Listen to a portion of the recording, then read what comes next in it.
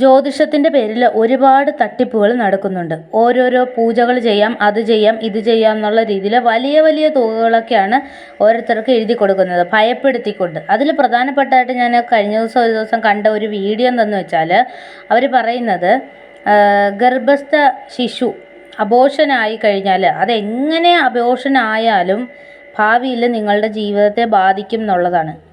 ഏതൊരു കാര്യമാണെങ്കിലും നമ്മൾ ചിന്തിക്കുന്നതിനനുസരിച്ചാണ് നമ്മളിലേക്ക് അതിൻ്റെ നമ്മളെല്ലാ കാര്യങ്ങളിലും പോസിറ്റീവായിട്ടുള്ളൊരു വശം കണ്ടെത്തേണ്ടതായിട്ടുണ്ട്.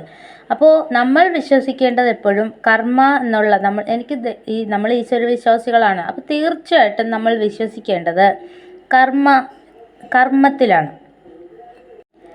എങ്ങനെ അബോർഷനായാലും ആ കുഞ്ഞിൻ്റെ ആത്മാവ് നിങ്ങളെ വെറുതെ വിടില്ല. ആ കുഞ്ഞ് പിന്നീട് നിങ്ങളുടെ ശത്രുവാണെന്നുള്ള രീതിയിൽ പറഞ്ഞു വരുത്തുകയും അതിനുവേണ്ടി ഇന്ന പൂജകൾ ചെയ്യണം, കർമ്മങ്ങൾ ചെയ്യണം എന്നുള്ള രീതിയിൽ ചുമ്മാ അങ്ങ് പറയുകയും ചെയ്യുന്ന ഒരുപാട് പേരുണ്ട്.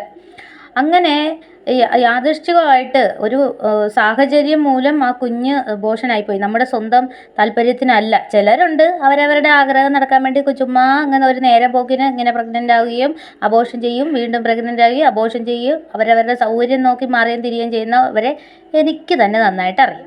അങ്ങനെയുള്ളവരെ അല്ല ഇതിൽ ഉദ്ദേശിക്കുന്നത്. അത് കർമ്മ എന്ന ഇതിൽ പോകും. മനസ്സിലായില്ലേ? ബാക്കി എന്തെങ്കിലും റീസണായിട്ട് നമ്മൾ അറിയാതെയൊക്കെ വീണു അബോർഷനായി അങ്ങനെയൊക്കെ പറ്റുന്നത് ആ കുഞ്ഞ് നമ്മളുടെ ശത്രുവായി, ആ കുഞ്ഞിൻ്റെ ആത്മാവ് നമ്മുടെ ശത്രുവായി നമ്മുടെ ബാക്കിയുള്ള ശിഷ്ട ജീവിതത്തിൽ ബാധിക്കും എന്നൊക്കെ പറഞ്ഞു വരുത്തുന്നത് ഭയങ്കരമായിട്ടുള്ളൊരു ക്രൂരതയാണ്. അങ്ങനെ ഒരു മാനസികാവസ്ഥയിലൂടെ കടന്നു പോകുന്നവരോട് ചെയ്യുന്ന ഏറ്റവും വലിയ തെറ്റുമാണ്. ഒരിക്കലും നിങ്ങൾ ഇതിങ്ങനെ പറയുന്നതിലൊന്നും വിശ്വസിക്കരുത്. അങ്ങനെയൊന്നും ഇല്ല, അങ്ങനെ യാതൊരു ഇതൊന്നും ഇല്ല. ആ കുഞ്ഞിന് കാരണം അതിൻ്റെ വിധി അതാണ്. അവിടെ വെച്ച് അറിയാതെ നമ്മൾ മനഃപൂർവ്വം ചെയ്യുന്നത് പോലെ അല്ല യാദൃശ്ചികമായിട്ട് സംഭവിക്കുന്നത്. അത് സംഭവിക്കുക എന്ന് പറഞ്ഞാൽ നമ്മൾ മനഃപൂർവ്വം ചെയ്യുന്നതും വ്യത്യാസമുണ്ട്.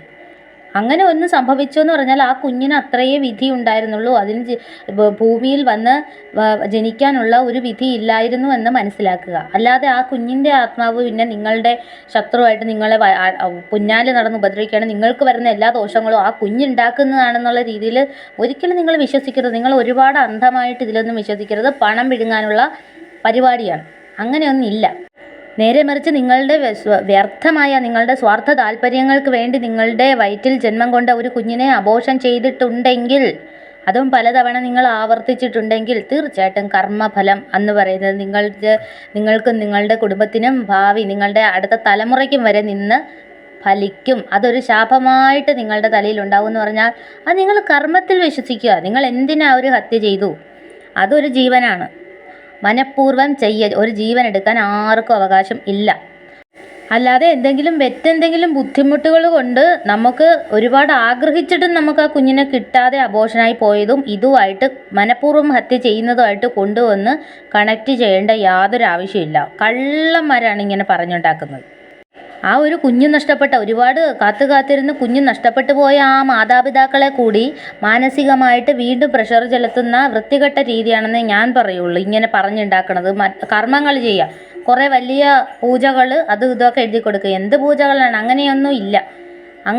നിങ്ങൾ ഒരു കുഞ്ഞിനെ മനഃപൂർവ്വം ഇല്ലാതാക്കിയിട്ടുണ്ടെങ്കിൽ സൂക്ഷിച്ചുകൊള്ളുക. നഷ്ടപ്പെട്ടു പോയ കുഞ്ഞിൻ്റെ ആത്മാവ് നമ്മൾ ഉപദ്രവിക്കും എന്നുള്ള ആ ഒരു വീഡിയോയുടെ താഴെ വന്നിരിക്കുന്ന ഒരു കമൻറ്റാണ് കേട്ടോ ഇത്. പറയുന്നത് വളരെ ശരി. എൻ്റെ ഫസ്റ്റ് പ്രഗ്നൻസി തനിയെ പോയി, എന്നാൽ മൂന്നാമത്തെ അബോർഷൻ ആക്കേണ്ടി വന്നു. അത്രയും അസുഖമായിരുന്നു. നാലാമത്തെ കുഞ്ഞ് ജനിച്ചു. ജാതകം നോക്കിയപ്പോൾ ദോഷം പറഞ്ഞു. പരിഹാരം ചെയ്യുന്നതുവരെ എൻ്റെ സ്വപ്നത്തിൽ എനിക്ക് 4 മക്കളുണ്ടെന്ന് തോന്നുമായിരുന്നു. ഉറക്കത്തിൽ ഞാൻ തിരക്കുമായിരുന്നു. രാമേശ്വരത്ത് പോയി പരിഹാരം ചെയ്തു, എല്ലാം ശരിയായി. ഇങ്ങനെയുള്ള ഒരു കാര്യം മനസ്സിലാക്കണം. നമ്മൾ പ്രസവിക്കുമ്പോഴല്ല നമ്മൾ അമ്മയാകുന്നത്. നമ്മൾ ആ കുഞ്ഞിനെ ഗർഭം ധരിക്കുമ്പോൾ മുതൽ നമ്മുടെ ശരീരം അമ്മയായി കഴിഞ്ഞു. അമ്മയിലേക്കുള്ള ആ ഒരു മാറ്റത്തിലേക്ക് നമ്മുടെ ശരീരം മാറിക്കഴിഞ്ഞു. ഓട്ടോമാറ്റിക്കായി ആ കുഞ്ഞ് നമ്മളിൽ നിന്ന് ഇല്ലാതാവുന്ന ആ സമയത്ത് നമ്മളുടെ മനസ്സിനും ശരീരത്തിനും അത് അക്സെപ്റ്റ് ചെയ്യാനായിട്ട് ഒരുപാട് നാളെടുക്കും. അതിൻ്റെ പാർശ്വഫലങ്ങൾ തീർച്ചയായിട്ടും നമ്മുടെ ജീവിതത്തിൽ ഉണ്ടാകും. സ്ട്രെസ്സ്, സ്ട്രെയിൻ, ദേഷ്യം, അങ്ങനെ ഡിപ്രഷൻ, അങ്ങനെ പല അവസ്ഥയിൽ അത് പ്രകടമാവുകയും ചെയ്യും. ഇപ്പോൾ നമ്മുടെ ശരീരത്തിൽ നിന്ന് നമ്മുടെ ഒരു വിരലാവട്ടെ, ആ ഒരു വിരൽ നമുക്ക് ഏതെങ്കിലും ഒരു അപകടത്തിൽ നഷ്ടപ്പെട്ടു പോയാൽ പോലും ആ വിരൽ അവിടെ ഉണ്ട് എന്നുള്ള ഒരു ചിന്ത നമുക്ക് അത് മാറി വരാൻ, അത് നഷ്ടപ്പെട്ടു എന്നുള്ളൊരു ഇത് നമ്മൾ അംഗീകരിക്കാൻ കുറച്ച് ദിവസം എടുക്കും. ആ വിരൽ അവിടെ ഉള്ളതുപോലെ തന്നെ നമുക്ക് ഫീൽ ചെയ്യുള്ളൂ. അങ്ങനെ കേട്ടിട്ടില്ലേ? അതേ അവസ്ഥയൊക്കെ തന്നെ. ഇതൊക്കെ ഒരുപാട് പണം ചിലവാക്കിയിട്ടുള്ള പൂജകളൊക്കെ കുറിച്ച് തരുന്നുണ്ടെന്നുണ്ടെങ്കിൽ മഹാശുദ്ധ വിഡ്ഢിത്തരായിരിക്കും. ഈശ്വരൻ ഒരിക്കലും അങ്ങനെ ഒരുപാട് നിങ്ങളുടെ എന്താ പറയുക, കടം വാങ്ങി പണം ഉണ്ടാക്കി ഉള്ള വഴിപാടുകളെല്ലാം ചെയ്യണമെന്ന് ഈശ്വരൻ ഒരിക്കലും പറഞ്ഞിട്ടില്ല. അത് വെറുതെ പറയുന്നതാണ്. ഇതൊക്കെ കമ്മീഷൻ അടിസ്ഥാനത്തിൽ അവർക്കും കമ്മീഷൻ കിട്ടുന്ന പരിപാടിയായിരിക്കും, അതുകൊണ്ട് പറഞ്ഞുണ്ടാക്കണതാണ്. പിന്നെ കഷ്ടകാലങ്ങളും ദോഷങ്ങളും ഒക്കെ അത് എല്ലാവരുടെയും ജീവിതത്തിലുള്ളത് തന്നെ, നിങ്ങൾക്ക് മാത്രമൊന്നുമല്ല. ഈ പറഞ്ഞ ഒന്നും നടത്താത്ത എല്ലാവരുടെയും ജീവിതത്തിലും ഈ പറഞ്ഞ ദുഃഖങ്ങളും ദുരിതങ്ങളും ഇല്ലാതിരിക്കുന്ന എല്ലാവർക്കും ഉണ്ട്. അവരുടേതായ ഒരു വ്യത്യസ്തമായിട്ടുള്ള രീതി കാണിക്കുന്നേ ഉള്ളൂ. ഇങ്ങനെയുള്ളവരാണ് ഇതൊക്കെ ഊതിക്കത്തിച്ച് ദോഷമാണ്, നിങ്ങളുടെ ജീവിതത്തിൽ എല്ലാം നഷ്ടപ്പെട്ടു എന്നുള്ള രീതിയിൽ ഊതിക്കത്തിച്ച് അവരുടെ ആ മാനസികാവസ്ഥയെ കൂടുതൽ ബുദ്ധിമുട്ടാക്കി വിടുന്നത്. പിന്നെ മനഃപൂർവ്വമായിട്ടുള്ള ഹത്യകൾ മാക്സിമം ഇല്ലാതാക്കുക. അത് ഒരു തെറ്റ് തന്നെയാണ്, അത് തെറ്റാണ്. സാഹചര്യം എന്നുള്ള ഒന്നിനെ കൊണ്ടുപോയി പഴി ചാരിയിട്ട് പിന്നീട് കാര്യമില്ല. അത് നിങ്ങൾ അതിന് മുന്നേ തീരുമാനിക്കേണ്ടതാണ്. നിങ്ങൾ നല്ല രീതിയിൽ മാനസികമായിട്ട് നിങ്ങൾ സെറ്റിലായിരിക്കണം. സെറ്റിലായതിനു ശേഷം മാത്രം ഒരു കുഞ്ഞിനെ ഗർഭം ധരിക്കരുത്. സാഹചര്യം പെട്ടെന്ന് മാറുന്നതല്ല. സാഹചര്യം ഓക്കെ ആണെങ്കിൽ മാത്രം ആ ഒരു കാര്യത്തിന് മുതിരുക. അല്ലാതെ ഒരു ഹത്യ അതിന് തുനിയരുത്. അത് നിങ്ങളുടെ കർമ്മഫലത്തിൽ വരും, കുടുംബത്തിനും അനുഭവിക്കേണ്ടതായിട്ട് വരും, നിങ്ങളുടെ തലമുറയ്ക്ക്. Thank you for watching.